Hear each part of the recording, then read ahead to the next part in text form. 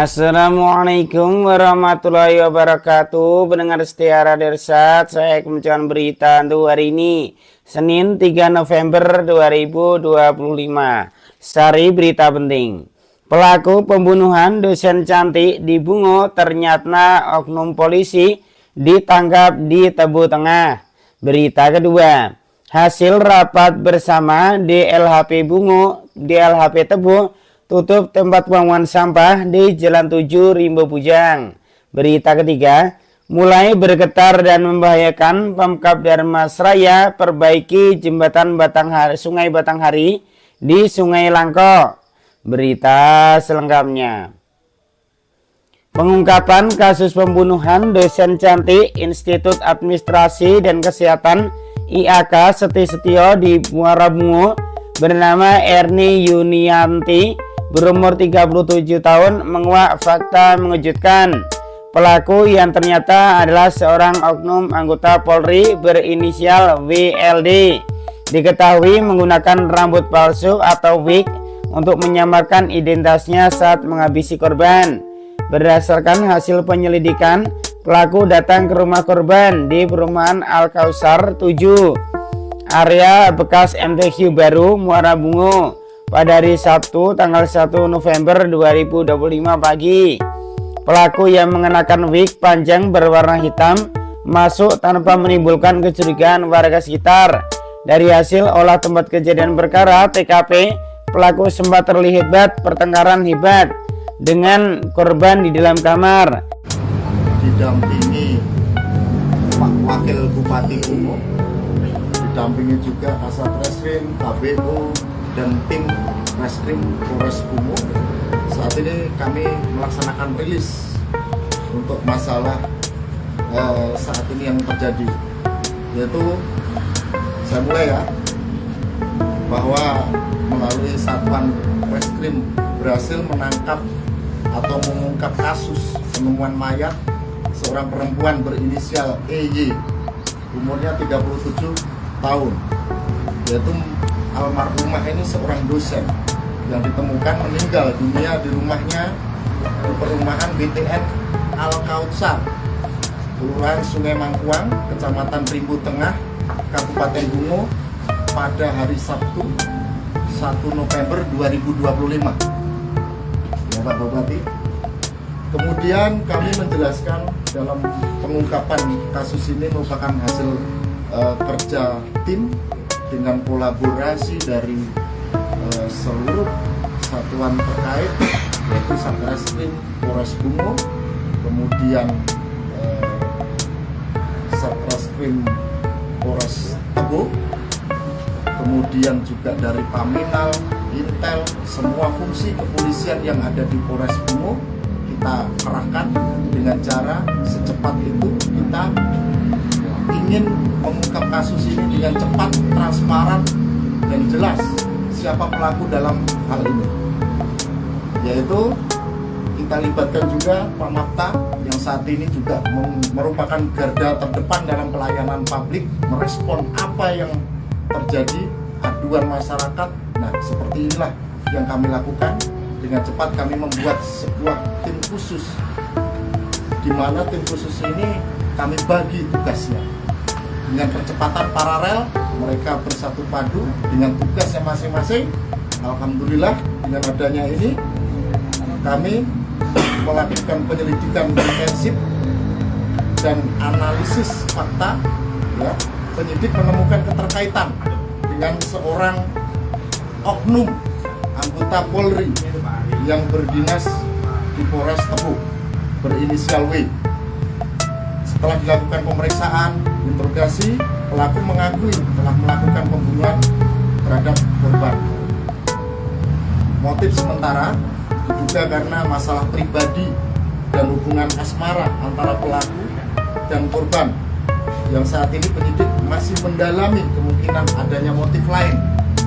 Sembari pada saat tadi jam 8 pagi kami menunggu dokter forensik dari Rumah Sakit Bayangkara Polda Jambi untuk datang ke Rumah Sakit Hanafi Kabupaten Bungo.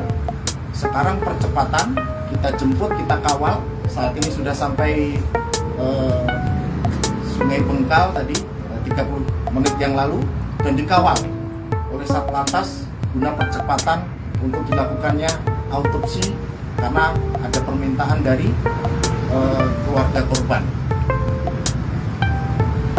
Kemudian kami menegaskan bahwa meskipun pelaku itu merupakan oknum anggota Polri, proses hukum akan dilakukan secara profesional, transparan, tanpa ada perlakuan khusus.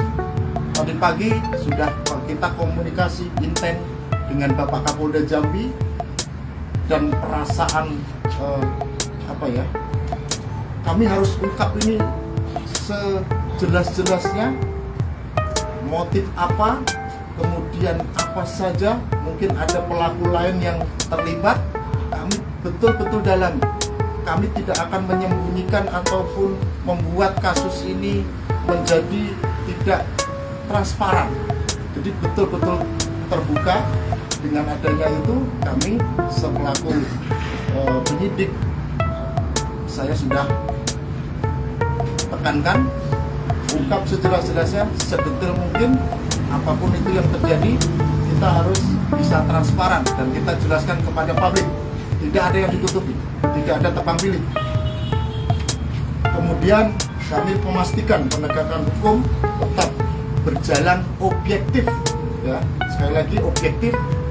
Anggota yang bersalah akan diproses pidana umum dan juga kode etik kepolisian. Tidak ada toleransi bagi pelaku kejahatan siapapun dia. Adapun pasal yang disangkakan kepada pelaku untuk sementara ini pembunuhan dan pencurian yang disertai dengan kekerasan. Di dalam proses ini memang agak rumit, tetapi alhamdulillah atas kuasa Allah Subhanahu wa taala kami diberikan kelancaran. Kami gabungkan data analis secara teknologi informasi, kemudian juga kita bisa ambil CCTV di seputaran warga perumahan yang alhamdulillah itu menjadi petunjuk untuk permasalahan siapa pelaku ini. Sebetulnya tadi malam kita sudah mengarah, tetapi terlalu prematur untuk kita sampaikan ke publik. Kami ingin betul-betul tindakan kami tidak mencela-mencele, ya. Ini perlu rekan-rekan media tahu bahwa kita betul-betul transparan. Kemungkinan nanti setelah dilakukan autopsi dari dokter forensik akan kita buka kembali, kita rilis lagi, kita update lagi apa sebenarnya yang terjadi, motif apa, kemudian saat ini terduga pelaku kita masih periksa dengan pendalaman yang tadi kita saksikan bersama, ya. Jadi sekali lagi kita tidak ada menutup-nutupi siapapun itu pelaku kejahatan, harus kita tindak sesuai dengan hukum yang berlaku.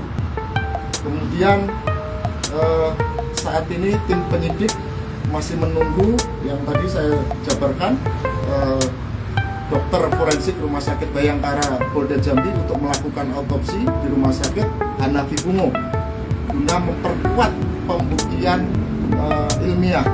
Kami juga mengucapkan terima kasih kepada masyarakat yang telah membantu memberikan informasi serta mendukung Polres Bungo dalam mengungkap kasus ini dengan cepat. Jadi mungkin itu yang bisa kami publikasikan kepada rekan-rekan media. Saya harap jangan sampai informasi yang belum A1, belum pasti itu menjadi blunder di media. Saya berharap percayakan kepada kami akan transparan, tidak ada yang kami tutup-tutupi, walaupun itu oknum anggota Polri. Tadi Pak Kapolda Jambi juga sudah perintah tegas, ini adalah salah satu pelaku yang bengis dan bejat.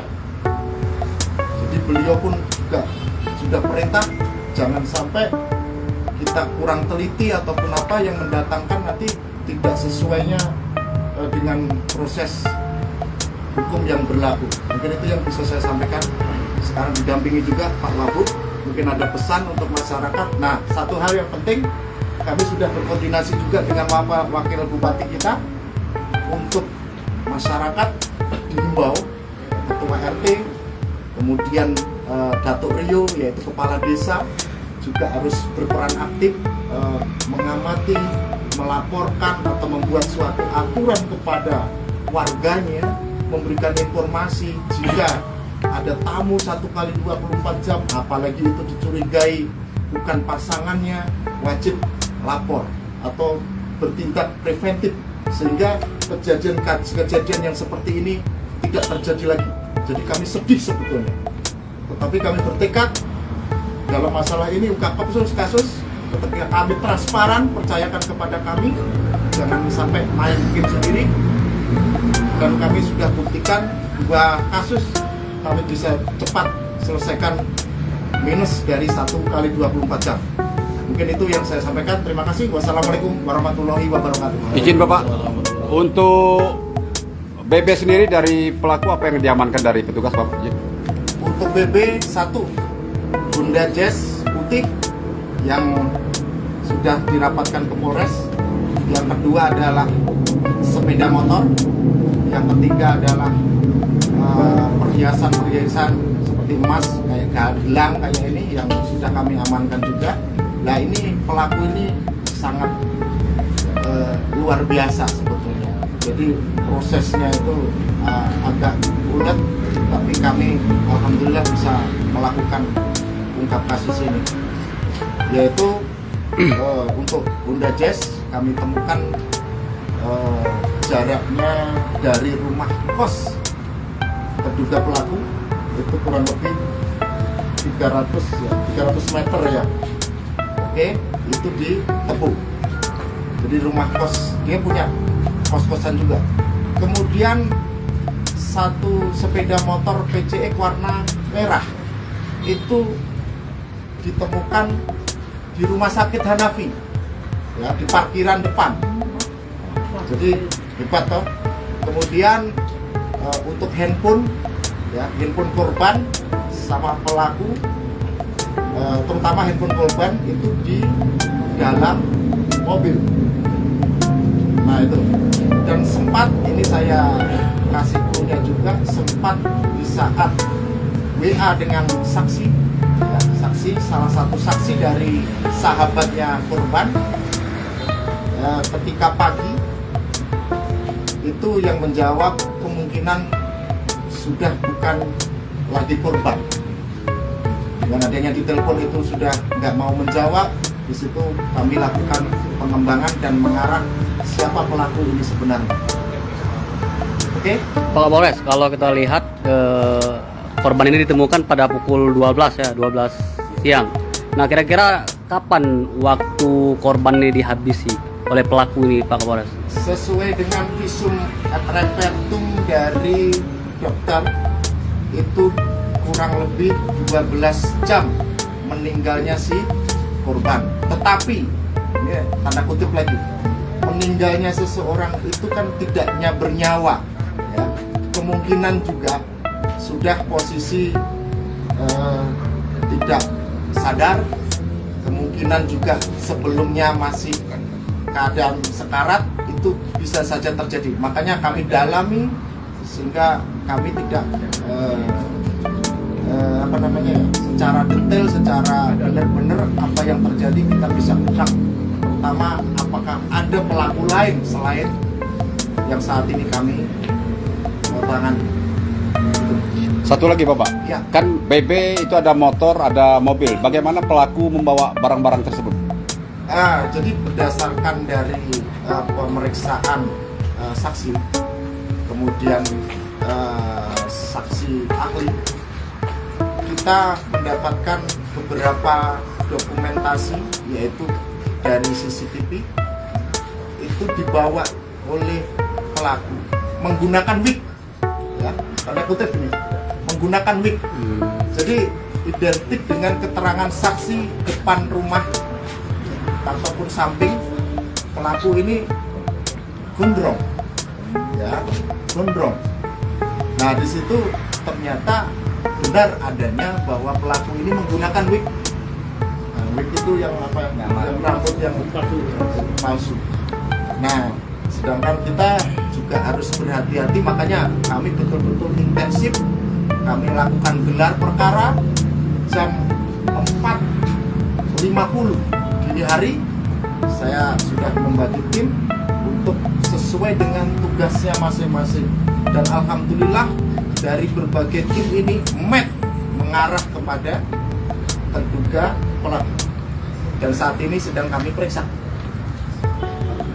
Oke, ada lagi? Untuk pasal yang disangkakan kepada tersangka, Bapak? Sudah tadi. Sudah. Untuk kasus ini apakah berencana atau Nah, dari sini makanya ini pelaku ini ulet ya, ulet. Jenisnya pelaku ini sifatnya ulet. Jadi kalau belum ada bukti, dia pantang untuk mengakui. Walaupun kita tidak mengejar pengakuan daripada pelaku ya, tetapi ini termasuk pelaku yang ulet dan licik. Kenapa ulet dan licik?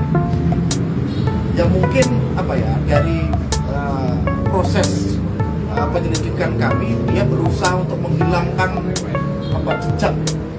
Jadi sempat dipel mungkin ataupun dilap, sehingga jejaknya itu sangat sulit kalau kita berdasarkan TKP yang ada. Oke? Ya, ya, makanya tadi kan kita jangan sampai di media itu jadi blunder gak karu-karuan. Kita tidak ada yang kita tutup-tutup. Ini merupakan tugas kami, dan mohon support dan doanya dari masyarakat. Kami akan tegakkan hukum setegak-tegaknya, dan kami akan transparan. Nanti ditanya sampai kecil apapun, kami siap sajikan. Kami tidak akan tebang pilih, dan kami pun juga harus memberikan himbauan.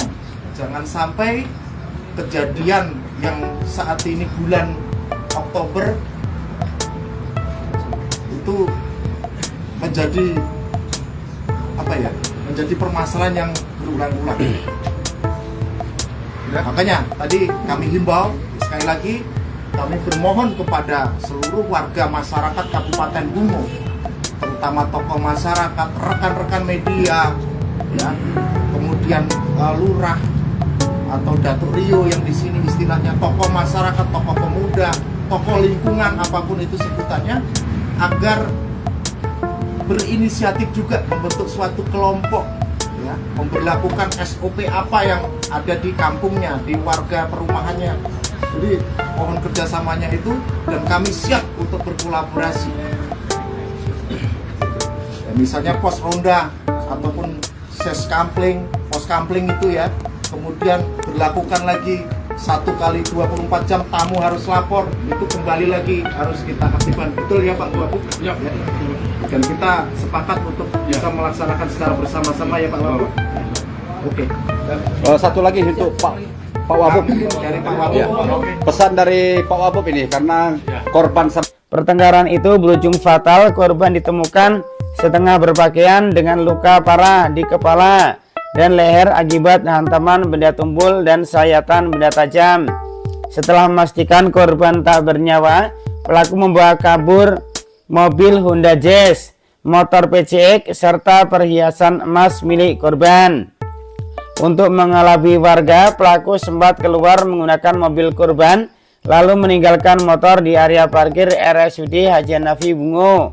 Dari sana, pelaku melarikan diri ke daerah Kabupaten Tebo, tempat dia kemudian ditangkap. Kapolres Bungo AKBP Natalena Eko Cahyono mengungkap bahwa pelaku berhasil diidentifikasi berkat rekaman CCTV dan analis digital forensik. Dalam rekaman tersebut terlihat sosok berambut gondrong melintas di sekitar rumah korban tak lama sebelum kejadian. Dari pemeriksaan saksi dan bukti CCTV, pelaku memang menggunakan wig agar tampak gondrong. Ini sesuai dengan keterangan warga yang sempat melihat seseorang dengan rambut panjang di sekitar lokasi, ujar AKBP Natalena Minggu 2 November 2025. Polisi kemudian melakukan gelar perkara pada pukul 4:50 Indonesia Barat malam. Setelah berhasil memetakan jejak pelarian pelaku, tim gabungan Polres Bungo dan Polres Tebo langsung bergerak dan akhirnya menangkap pelaku di sebuah rumah kontrakan di Tebu Tengah tanpa perlawanan. Kapolres menegaskan seluruh proses penyelidikan dilakukan secara tepat, profesional, dan transparan. Sumber berita Jambi One. Pelaku adalah bernama WLD, berumur 22 tahun, warga Kuamang Kuning Bungo, yang merupakan anggota polisi yang berdinas di Polres Tebu dengan pangkat Bribda.